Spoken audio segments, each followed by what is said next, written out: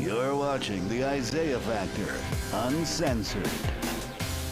And welcome back to The Factor Uncensored, the second half tonight. We are getting into something that's super ass crazy and weird, at least to me. You tell me if you believe the same. A dead guy on display at his own damn funeral / concert. Check it out. TMZ got their hands on this picture. It's what we all firmly believe is rapper Goodnews' body at his own funeral in D.C. at a nightclub. He is fully dressed, wearing a crown and at a club called Bliss, where his services may have been held last night, and there was a $40 entry fee.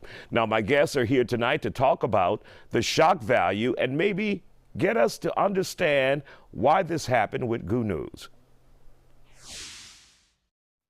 We are in the best of times and the worst of times, and there are no filters.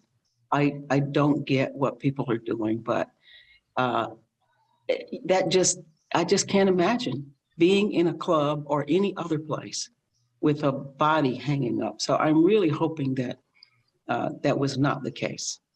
And as I think it probably was.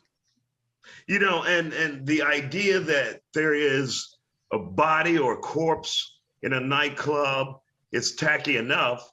But on top of that tackiness, they're charging $40 to get in to see this display, which is just mind-blowing, Blaine. Listen, let me say this. Some people want to be idolized at all costs. You know what I mean?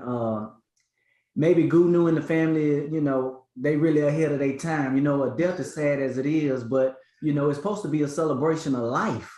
You know what I mean? Is it a far stretch though? When you think about it, we've all been to Madame Tussauds,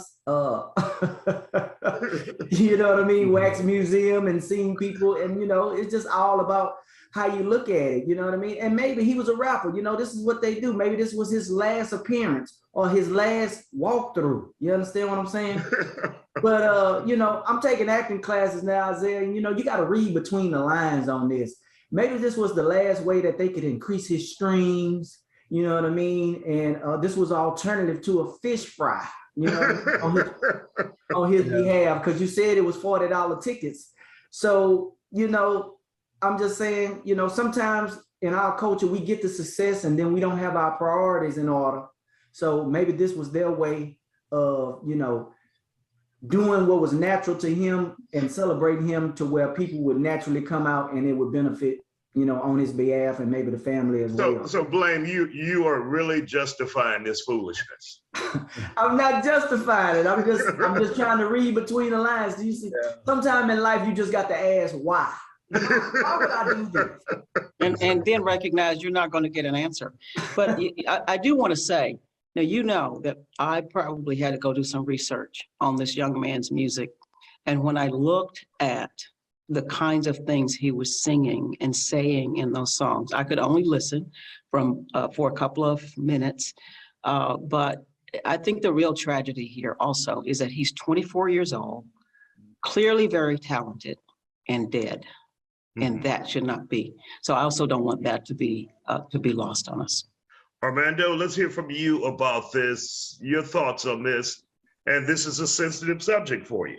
Yeah, like I said, people grieve in different ways. So like me, like, you know, yesterday, me getting out and about and seeing you yesterday, you know, that made my day because I just needed to make sure that take a break from any kind of emotional, like that I've already been drained since my dad passed away last night. But if anything, I was also there to celebrate his life as well and understanding that, you know, people grieve in different ways. So, you know, we can't say to one another how we're going to grieve because, for example, me, that was the first time with my father having somebody that close pass away. So I'm starting to now learn and understand new ways to grieve.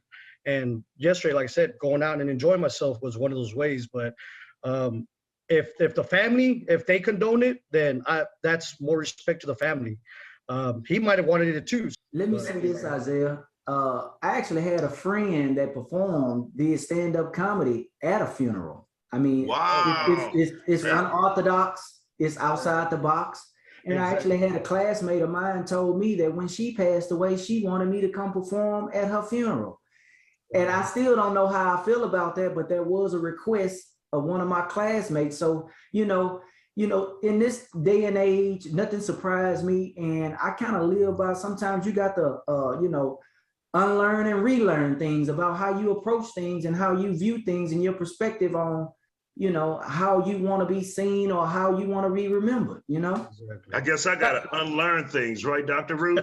Well, absolutely. And I admit that I come from a filter. I come from a different filter. I'm a pastor. I have served at many funerals. I've preached funerals, and so it's a difficult, kind of a sacred time. But I do see, especially in these last few years, with so many people dying from COVID and the number of funerals I've had to go to, we're seeing more cremations. So somebody might have a problem with that, but it is a reality. So the needle is moving, and people are getting very. Dr. Olson, you pretty soon going to have an opening act for your funeral services now. Coming to the stage, Dr. Olson. Thank you all for joining us here on The Factor Uncensored. The nightclub has apologized, saying they didn't know what was going on there. And of course, we'll see what happens and if this is a real corpse. Thank you all for joining us here on The Factor tonight. People grieve in different ways.